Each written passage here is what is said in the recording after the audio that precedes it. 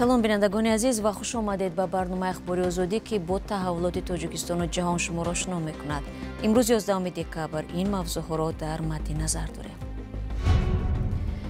имрӯз ҷасади 6 узви хонаводаи Нематовро ки бераҳмона ба қатл расидаанд дар оромгоҳи деҳаи Шуробқала ба хок супориданд.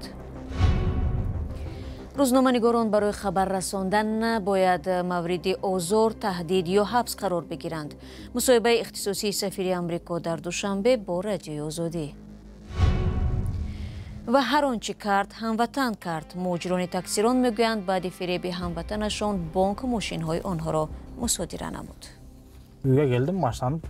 мошинамро шом гузошта хона рафтам, сар мехезам, мошин нест. чанд лаҳза пеш аз шурӯи барнома 6 узви оилаи Нематовро дар шаҳри Конибодон ба хок супориданд.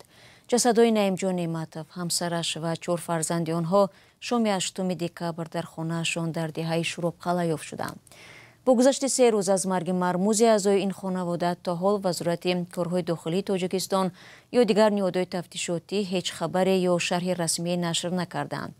қабл аз барнома аз Фарзон Муҳаммадӣ ҳамкорам дар вилояти Суғд пурсидам ки дар робита ба ин қазия чӣ маълумоти тозае ба даст овардааст. бале шаҳло, ҳанӯз ҳам дар робита ба марги мармузи чандин узви оилаи Нематовҳо хабари расмӣ дар сомона ва пойгоҳҳои хабарии вазорати корҳои дохилӣ нашр нашудааст, вале чандин сокинони деҳаи Шуробқала дар суҳбат ба Радиои Озодӣ гуфтанд ки баъди зуҳри имрӯз ҷасадҳоро зери чораҳои шадиди амниятӣ ба хок супориданд. пештар пайвандони оилаи Нематовҳо гуфта буданд ки онҳоро барои муоинаи тиббию додгоҳӣ ба шаҳри Хуҷанд бурда буданд. зоҳиран аз ҷониби тафтишкарон дар кадом вазъу шароит ба ҳалокат расидани Наимҷон Неъматови 37 сола, Нафиса Неъматови 33 сола, Аминаи 13 сола, Фотима ва Зуҳрои 10 сола ва Муҳаммад Юсуфи 2 сола омӯхта шудааст. дар ҳамин ҳол як манбаи мӯътамади Радиои Озодӣ дар вазорати корҳои дохилӣ гуфт ки кори тафтишоти пешакӣ ба зиммаи муфаттишони додистонии кул вогузор шуда пайи кушодани ҷиноят мутахассисони вазорати корҳои дохилӣ машғул ҳастанд. гуфта мешавад ки дигар кормандони баландмақоми ин ниҳодҳо низ ба ҷои ҳодиса рафтаанд. Фарзон, ин дасти кам шашум оилае аст ки дар як соли охир пайвандонаш ба таври мармуз ба ҳалокат мерасанд. оё ҳамсуҳбатони шумо аз ниҳодҳои қудратӣ дар бораи шабоҳати ҳодисаҳо чизе гуфтанд? яъне ин ҳодисаҳо риштаи як занҷиранд ё аз ҳам ҷудо? бале шаҳло, ин саволест ки аксари корбарони Радиои Озодӣ дар шарҳи зери гузоришҳо ё дар суҳбатҳои ҳузурӣ аз мо мепурсанд. айни ҳамин саволро ман ҳам аз ҳамсуҳбатам дар вазорати корҳои дохилӣ пурсон шудам ва ӯ гуфт ки ҳамин ҷанбаҳои ҳодисаро низ омӯхта истоданд ва ба ин хотир нашри хабари расмӣ ба таъхир афтодааст. чорабиниҳои фаврии ҷустуҷӯӣ идома дорад ва аз натиҷаи ошкоршавии ҷиноят ҳатман тавассути расонаҳо иттилоъ пахш карда мешавад, афзуд ӯ.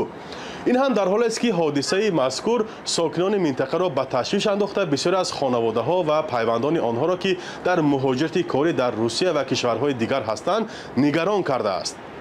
хешовандони кушташудаҳо ва сокинони деҳаи Шуробқала донистан мехоҳанд ки дар ин хона чӣ воқеа рӯй дод ва сабабу омили марги фоҷиабори онҳо чист.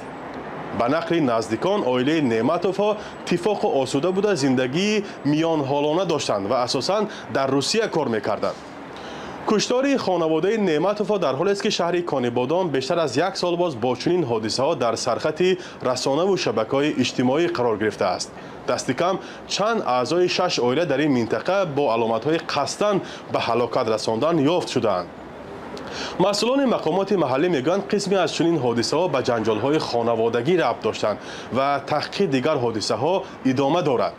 дар як маврид аз даст доштани як нафар ё гурӯҳи беруна суҳбат шуда буд. дӯстони азиз, ҳамкорони мо дар Тоҷикистон мавзӯи марбут ба ҳалокати оилаи Нематовро пайгирӣ доранд ва дар сурати ба даст омадани иттилои бештар шуморо дар ҷараён хоҳем гузошт. дирӯз 10 декабр ки дар ҷаҳон ҳамчун рӯзи ҳуқуқи инсон ёд мешавад, Мануэл Микалер, сафири Амрико дар Тоҷикистон, ба дафтари душанбегии Радиои Озодӣ меҳмон шуд ва бо хабарнигорони мо суҳбат кард. бо истифода аз ин фурсат ҳамкоронамон бо ҷаноби Микалер мусоҳибаи ихтисосӣ доштанд ва аз ҷумла дар бораи интиқоди ҷомеаи шаҳрвандӣ ва рӯзноманигорон оиди як нав бетафовут шудани амрико ба вазъи ҳуқуқи инсон ва маҳдудияту саркӯбҳо дар Тоҷикистон суол доданд. So I am very familiar with the efforts that you cited 10-15 years ago. ман ба талошҳои 10-15 сол пеши сафорати Иёлоти Муттаҳидаи Амрико ки шумо зикр кардед шинос ҳастам, зеро аз соли 2010 то соли 2013 раҳбари бахши сиёсӣ будам. ман ин кӯшишҳоро барои ҳифзи ҳуқуқи инсон, дифоъ аз ҷомеаи шаҳрвандӣ ва пешбурди озодии матбуот роҳбарӣ мекардам. ман инчунин ба шумо итминон медиҳам ки аз замони бозгашти ман ҳамчун сафир дар 2 сол пеш ин суҳбатҳои ошкоро бо ҳукуматро идома дода истодаем. ман мунтазам ин масъаларо дар сатҳи баландтарини ҳукумат мебардорам. мунтазам нигаронии худро дар бораи озодии матбуот ба миён мегузорам ва парвандаҳои мушаххасро мебардорам. ҳукумати Тоҷикистонро барои эътироф кардани ин соҳа ҳамчун як соҳаи қабулшудаи мукаллама байни мо табрик мекунам. дар мубодилаи ошкор мо ин мавзӯъро дар рӯҳияи шарикӣ баррасӣ мекунем. мо бо матбуоти тоҷик, ҷомеаи шаҳрвандӣ ва ҳукумати Тоҷикистон кор мекунем то арзишҳои дар Конститутсияи Тоҷикистон пешбинишуда аз ҷумла ҳуқуқ ба озодона ҷамъ шудан ва озодии баён амалӣ шаванд. илова ба суҳбатҳои мунтазами мустақими мо бо мақомот, сафорат ва шахсан ман дар бораи ҳуқуқи инсон ва махсусан дар бораи озодии матбуот ошкоро сухан гуфтем. 2 соли ахир дар рӯзи ҷаҳонии озодии матбуот ман ошкоро аз ҳукумат даъват кардам ки фаъолони ҷомеаи шаҳрвандӣ, ҳомиёни ҳуқуқи инсон ва рӯзноманигорони зиндониро озод кунанд ва шахсони мушаххасро бо номашон гуфтам. он чизе ки мушаххас гуфтаам ин аст ки ҳеҷ рӯзноманигор барои анҷоми вазифаи касбии худ ва хидмат ба мардуми Тоҷикистон набояд мавриди озор, таҳдид ё ҳабс қарор гирад.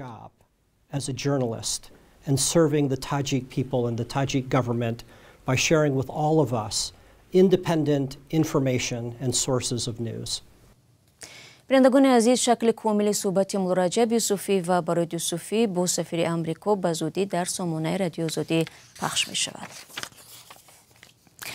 Халил ур-Раҳмон Ҳаққонӣ, вазири муҳоҷирин дар ҳукумати Толибон дар Кобул кушта шуд.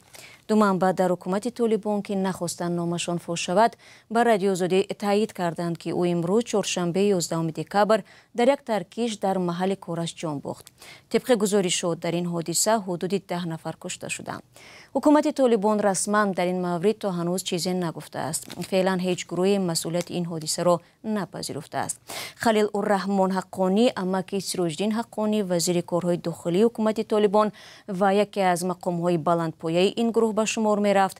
ӯ нахустин узви баландпояи ҳукумати Толибон аст ки баъд аз бозгашти ин гурӯҳ ба қудрат дар таркиш кушта мешавад.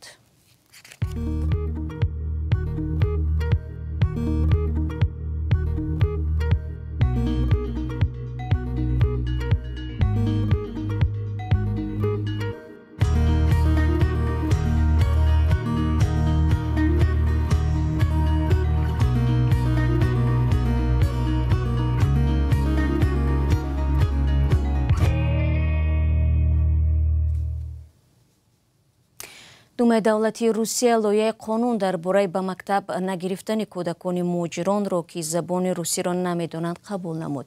ин қонун аз 1 апрели соли 2025 амалӣ хоҳад шуд.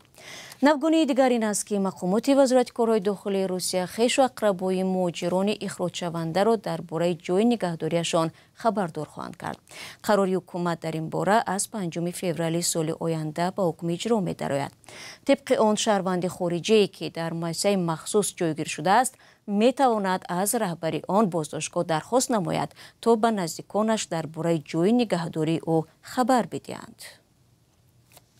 бар илова маълумоти зерин ба сафорати кишварҳои муҳоҷири ихроҷшаванда ва ҷойи кору таҳсили он низ фиристода мешавад. феълан муҳоҷиронеро ки барои ихроҷ ба боздоштгоҳҳои муваққатӣ интиқол медиҳанд, телефонҳояшонро мегиранд ва онҳо имкони тамос бо наздиконашонро надоранд. то кунун садҳо муҳоҷирони бедаракшудае ҳастанд ки пайвандон дар куҷо будани онҳоро намедонанд. ҳолатҳояни ҷой доранд ки баъди моҳҳои ҷустуҷӯ маълум шудааст ки ин муҳоҷирон дар боздоштгоҳҳои муваққатианд ва ё дар маҳбас мебошанд ё ин ки ба ҷанги Украина фиристода шуданд. дар идомаи мавзӯи муҳоҷират садҳо муҳоҷир ки ҳамчун ронандаи такси кор мекунанд мегӯянд аз даст як нақшаи қаллобӣ зарари молӣ диданд. Ба гуфтаи онҳо дар Русия бо пули қарз мошин хариданд, вале акнун ин мошинҳояшонро бонкҳо мусодира мекунанд. муҳоҷирон исрор меварзанд ки онҳоро як ҳамватани худашон фиреб додааст ки нақши миёнравро иҷро карда маблағҳоро ба номи бонк ҷамъоварӣ мекард. Хабарнигорони Tahrir Migrant Media бо ҳамаи ҷониб бо ҳам суҳбат шуданд ва гузоришро аз Хиромон Бахозода мешунавем. яке мегӯяд ту Логон Андашев ӯро дар ҳаҷми 1 миллиону 450 ҳазор рубл, дигаре 2 миллиону 600 ҳазор рубл фиреб кардааст. инҳо дар Москав чун ронандаи таксӣ кор мекарданд. мегӯянд бо миёнаравии ҳамватанашон то Логон Андашев мошинро бо пули қарз харида фиреб хӯрданд. Тологон Андашев тиҷорати худро дорад, вале барои ман ӯ соҳибкор нест. ӯ як қаллобу фиребгар аст. мо пули мошинро пурра пардохт кардем, ҳатто пеш аз муҳлат додем. 5-6 моҳ пеш буд. ман танҳо нестам, шумораи мо зиёд аст ва дар байни мо занҳо ва мардони танҳоам ҳастанд. муҳоҷирон мегӯянд то Логон Андашев ба воситаи таксопарки худаш бо номи 777 регион дар бонкҳои Русия қарз фароҳам мекард. ногаҳон баъди моҳи сентябр мусодираи мошинҳо шурӯъ шуд. мошинамро шом гузошта хона рафтам, сар мехезам, мошин нест. дар гурӯҳи 777 регион мардум навиштаанд ки мошинҳои онҳоро ҳам мусодира кардаанд. мошини маро ҳам бонк гирифта будааст. ман ҳам аз ӯ бо қарз хундаи Solaris харидам. 3 сол 50 000 рубли қарзро мураттаб пардохт кардам. чӣ қадар нерву вақту саломатиам сарф шуд, вале қарзро пардохтам. дар натиҷа бе ҳеҷ чиз мондам. ронандаҳо мегӯянд шумори фиреб хӯрдаҳо аз дасти Андашев аз 100 нафар зиёд аст. онҳо мегӯянд ки баъди ҳар пули пардохт шуда имзои худи Андашевро мегирифтанд. хабарнигорони Мигрант Медиа тавонистанд худи ӯро пайдо кунанд. вай гуфт варшикаста шудааст. пулро пардохт накардаам намегӯям, вале мо пулро ба бонк медодем. мо каме кор кардем, вале кори мо барор накард. ман ҳам шикаст хӯрдам ва бонк мошинҳоро гирифт. ман мушкили ронандаҳоро дарк мекунам, чунки аз пушти мошин онҳо нон меёфтанд. худи ман ҳам хеле сахт варшикаста шудам. мардум як мошине аз даст доданд, вале ман беш аз 100 мошинро, чунки ҳамаи дороиамро ба ин тиҷорат сарф кардаму акнун ҳатто пули иҷораи хонаро дода наметавонам. Андашев гуфт зидди бонк ба додгоҳ шикоят карда бозгардони мошинҳоро талаб дорад.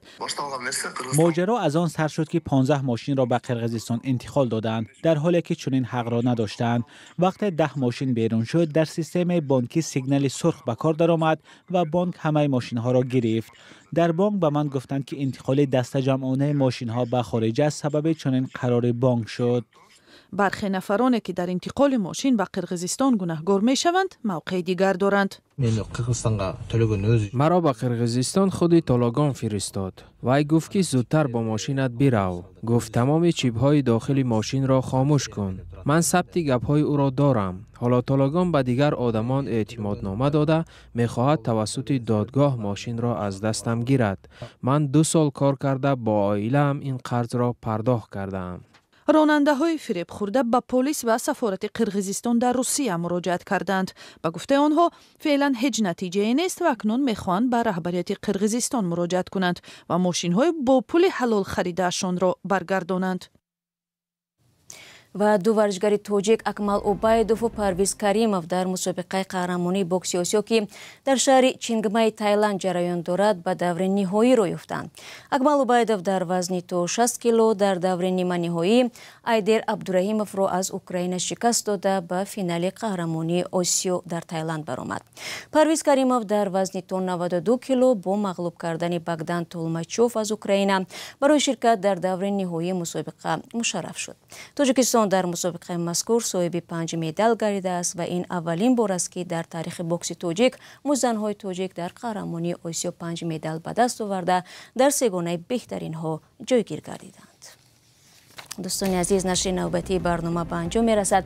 ташаккур ки то ин лаҳзаҳо бо мо будед. албатта хабару гузоришҳои аз ин бештарро чун ҳамеша метавонед дар вебсайти озодӣ.орг ва саҳифаҳои радиои Озодӣ дар Facebook, Instagram, X, Telegram, TikTok ва YouTube дастрас кунед. худро эҳтиёт кунед азизон. вақту нигоҳбони ҳар яки шумо бошад.